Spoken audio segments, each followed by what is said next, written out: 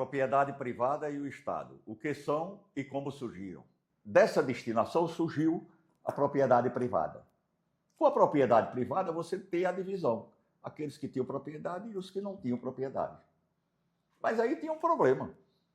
E quem não tinha propriedade? Queria a propriedade também. E quem tinha propriedade, como é que garantia a propriedade? Vai surgir o elemento que é o Estado. É aí onde aparece o Estado. O Estado é produto da propriedade privada e com ela surge das contradições que existem e que decorrem do surgimento desta mesma propriedade privada. Este é o raciocínio dialético, para ser bem didático. A origem da propriedade privada é também a origem do Estado, como explica Engels, na origem da propriedade, da família da propriedade privada e do Estado, um clássico do marxismo. Então, o Estado, para os marxistas, o que é o Estado?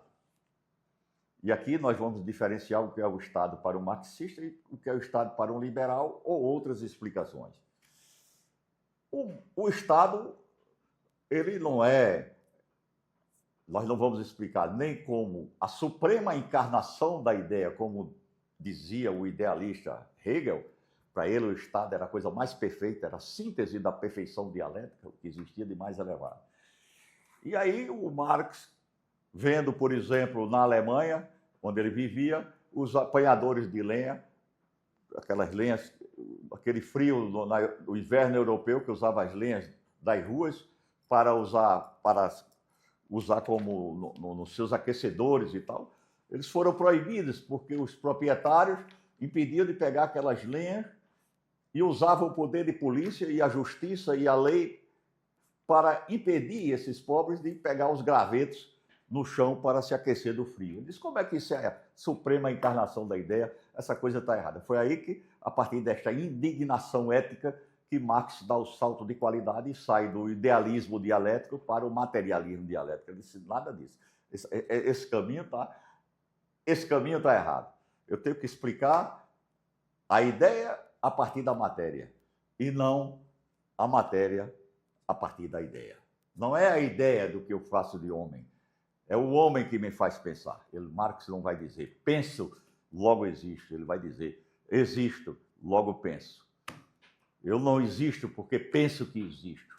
Porque eu existo, eu penso. Esse é o pensamento de um marxista. Então vamos lá. É uma teoria científica, com bases sólidas tanto na filosofia quanto na economia política, na lógica dialética e na teoria sociológica ou teoria do socialismo. Ele pega aquelas ideias generosas dos utópicos para dizer o seguinte, se há uma contradição, e esta contradição, que é a luta de classes, ela explica todo o desenvolvimento da história humana a partir da propriedade privada, há sempre uma contradição entre os exploradores, por exemplo, os senhores de escravos e os escravos. Os senhores feudais, na Idade Média, os nobres feudais e os servos das glebas. E com o capitalismo entre os burgueses e os proletários. Então, toda a história humana, e aí a gente já está vendo uma das leis da dialética, né? A unidade e a diversidade, e a continuidade, e a transformação. Nós não estamos no escravismo. O escravismo é do escravismo, nós não estamos no feudalismo. Nós estamos no capitalismo. E a ideia de Marx, esse capitalismo é uma forma de exploração igual às anteriores. E nós temos, e para isso ele colocou este guia, que o marxismo é um guia de ação prática. É uma teoria que se diferencia de todas as outras teorias e todas as outras concepções. Primeiro, porque Marx e Engels não desenvolveram a teoria para brilhar em academia nem para servir de discurso. Eles trabalharam na perspectiva dos interesses dos trabalhadores da classe operária, para dizer o seguinte, ele aponta quais são as contradições, ele determina, ele observa que toda luta é a luta de classes e que decorre desta exploração dos possuidores e dos não possuidores dos meios de produção, aqueles que controlam os meios de produção, e colocar esse instrumento como a régua e o compasso na mão dos trabalhadores para que eles possam compreender e empreender a sua tarefa histórica, que é justamente lutar pela sua emancipação, lutar pelo progresso, que significa uma luta anticapitalista, uma luta pelo socialismo. A fusão de teoria e prática não é somente por isso.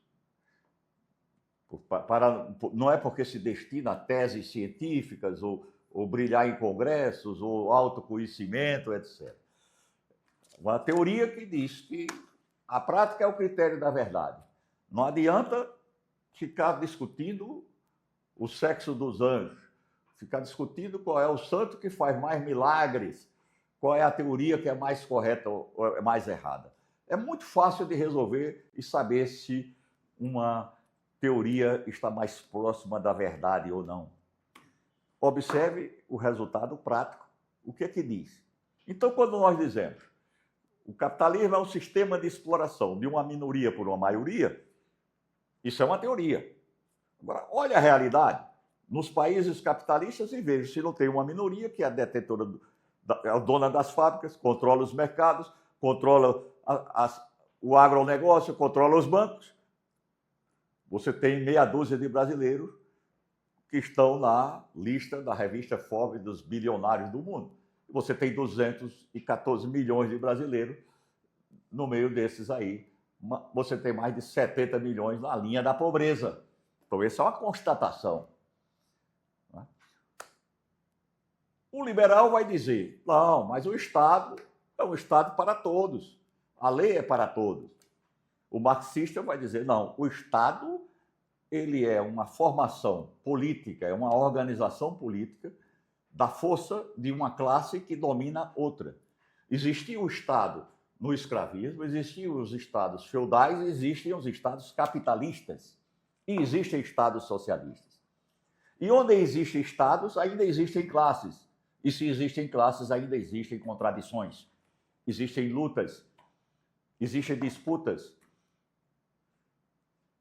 Como o Estado é um instrumento de força, porque aí você vê as razões do Estado, os tribunais do Estado, a força repressiva do Estado, juízes, tribunais, polícias, a ideologia do Estado, os aparatos ideológicos do Estado, desde o sistema educacional, as igrejas, a mídia, a grande imprensa e todas essas organizações sociais que difundem e reproduzem a ideologia que domina numa sociedade, que é a ideologia dominante. Mas o marxismo se desenvolve. Se Marx e Engels desenvolveram uma teoria para a prática, eles mesmos foram militantes práticos, foram membros da primeira internacional, redigiram o Manifesto Comunista. No Manifesto Comunista, eles colocam a síntese do que é o materialismo histórico e dialético. Foi uma tarefa do movimento operário internacional. Vejam que, imagine que no século XIX, reunir trabalhadores de vários países falando diferentes idiomas, sendo explorados em jornadas exaustivas, você conseguir fazer um congresso de trabalhadores, unificar e depois elaborar um documento portentoso, como é o documento, o Manifesto Comunista, colocando a síntese desse pensamento que é complexo, mas também é fundamental e simples para a classe operária, porque ela vive o seu sofrimento e a sua exploração, os trabalhadores. No manifesto, Marx coloca a natureza internacional dos trabalhadores, como também da burguesia. A burguesia ela é exploradora em qualquer parte do mundo, nos Estados Unidos, no Canadá, no Brasil, na Argentina. Como classe, ela explora em todas as partes do mundo e ela se junta, quando é para se juntar, contra os trabalhadores. Os trabalhadores também são explorados em qualquer parte do mundo. Pode mudar os níveis de exploração. Evidentemente que um trabalhador que está lá na Finlândia, na Dinamarca, tem um nível de exploração, mas não deixa de ser explorado. Como classe, ele está na mesma condição de um trabalhador no Brasil ou em qualquer outro lugar. Ele é expropriado, ele nem é proprietário dos meios de produção, nem ele é ele não é um co-dirigente, ele não é responsável pela distribuição das riquezas, ele não recebe o que é devido pela sua quantidade de trabalho. Ele também sofre a chamada mais-valia, que é uma das formas de exploração e uma das partes da teoria econômica de Marx, que é a teoria da mais-valia, que ele vai explicar por que os trabalhadores são explorados. Então vamos lá. Por que uma teoria revolucionária? Porque não foi desenvolvida para brincadeiras nem para a academia. Foi para cumprir uma tarefa histórica de fazer a revolução proletária e socialista. É um pensamento superior aos anteriores, porque se baseia no materialismo histórico e dialético, na história da humanidade, que é a história da luta de classes, desse antagonismo permanente. E o Estado, como organização política, é uma organização que assegura a propriedade privada para a burguesia, como diz Marx no manifesto. O Estado burguês é o comitê dos interesses, de defesa dos interesses da burguesia. Aí você diz, bom, mas o Estado também calça uma rua. O Estado também coloca energia elétrica. O Estado também fornece água.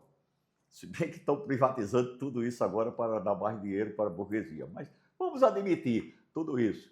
É porque, como também os patrões pagam salário, porque as forças produtivas, os trabalhadores precisam estar vivos para produzir mais riqueza.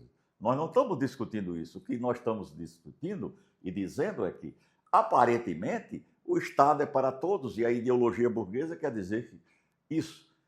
Mas nós podemos usar vários exemplos para mostrar que não é exatamente isso. Se você pegar, por exemplo, vou dar exemplo na esfera criminal, você tem um reincidente criminal como Fernando Collor de Mello, caçado 2 vezes por corrupção, está cumprindo pena num apartamento de 600 metros quadrados, de frente para o mar, com piscina, bar, open bar e tudo mais. Então, ele é um elemento burguês, condenado, reincidente 2 vezes, e está na pena. Se fosse Collor de Mello, um negro de uma comunidade pobre da cidade do Rio de Janeiro, certamente já tinha levado um tiro na cabeça e seria chamado de bala perdida. Essa é a questão. Não se pode falar em igualdade numa sociedade de desiguais, numa sociedade hierarquizada. No final das contas, a classe que domina os meios econômicos, que controla os meios de produção, ela domina a política, que é o Estado, ela tem dinheiro para fazer os deputados, eleger os presidentes, os governadores, etc. E domina também a ideologia, as formas de pensamento. Essa é a pior das dominações, porque é a invisível. São os valores e a cultura hegemônica. Esse é um outro problema.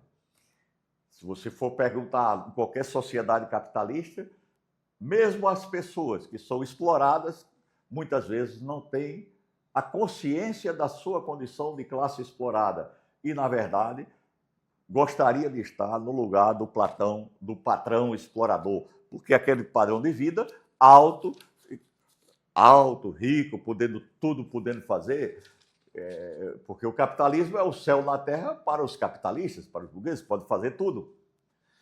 Então, esse padrão de vida é um padrão de vida atrativo, chamativo. Quem não tem, fica intimamente motivado a fazer isso. Se fosse fazer hoje um plebiscito no Brasil, quem é a favor do capitalismo e do socialismo, eu não tenho dúvida que o socialismo seria derrotado, porque nós ainda estamos num nível de consciência social atrasado, a nossa classe operária e os trabalhadores ainda não adquiriram a consciência de classe para si. Até porque, se eles tivessem adquirido esta consciência, nós não estaríamos onde estamos, nem com o governo que nós temos, nem com o sistema que nós temos. Eu sou Natanael Sarmento e espero ter, de alguma maneira, contribuído para a compreensão desses temas. E muito obrigado.